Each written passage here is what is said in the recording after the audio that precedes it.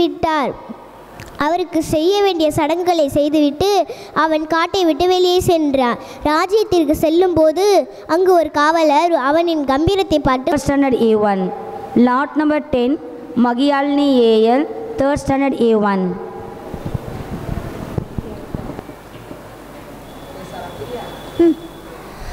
அனைவருக்கும் வணக்கம். என் பெயர் மகியாலினி. நான் 3ஆம் வகுப்பு படிக்கிறேன். இந்த அவையில் வீட்டிற்கும் அனைவருக்கும் எனது வணக்கத்தை உரித்தாக்கி உரையை தொடங்குகிறேன். சித்திரமும் கைப்பழக்கம் செந்தமிழும் நாப்பழக்கம் என்ற வரிகளை கேட்ப நமது பள்ளி தாளாளர் அவர்கள் இந்த புத்தக வாசிப்பு போட்டியை நடத்தி வைத்து நமது வாசிப்பு பழக்கத்திற்கும் சிந்தனைக்கும் வழிவகை செய்கிறார்.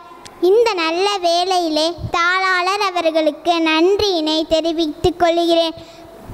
நான் வாசித்து பழகிய புத்தகம் மாப்போ சிவஞானம் அவர்கள் எழுத்தில் வார்க்கப்பட்ட வீரபாண்டிய கட்டபொம்மன் வரலாறு. முதலில் புத்தகத்தின் ஆசிரியர் ஐயா பெருந்தகை மாப்போ சிவஞானம் அவர்கள் பற்றிய சிறிய உரை. சிலம்பு சேர்வன் மாப்போ சிவஞானம் அவர்கள் 1906ஆம் ஆண்டு ஜூன் 26ஆம் தேதி சென்னை சாலவான் குப்பம் என்ற இடத்தில் பிறந்தார். கதராடையும் கட்டை மீசையும் அவரது அடையாளம்.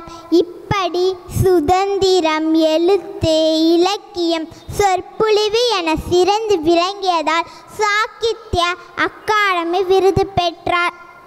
1995ஆம் ஆண்டு அக்டோபர் 3ஆம் நாள் இம்மண்ணை விட்டு மறைந்தார். இம்மண்ணை விட்டு மறைந்தாலும் அவர் புகழ் நம் தமிழும் தமிழ்நாடு உள்ளவரை நிலைத்திருக்கும். இனி வரலாற்று உள்ளே செல்வோம். தமிழகத்தில் தென்பாண்டிய நாட்டில் பாஞ்சாலக்குறிச்சி ஆண்ட மாமன்னர் ஜெகவீர கட்டபொம்மனுக்கும் ஆறுமுகத்தம்மாளுக்கும் 1760 ஜனவரி 3ஆம் தேதி மகனாக பிறந்தார் வீரபாண்டியன். வீரபாண்டிய கட்டபொம்மன் குமாரசாமி துரைசிங்கம் என்ற 2 தம்பிகள் உண்டு. வீரபாண்டியன் காலை பருவத்தை அடைந்ததும் வீரஜக்கம்மாள் என்ற பெண்ணை மணந்தார். 1790 ஆண்டு வீரபாண்டிய கட்டபொம்மன் பாஞ்சாலக்குறிச்சி மாமன்னனாக அரியணையில் அமர்ந்தார். அப்போது அவருக்கு வயது 30.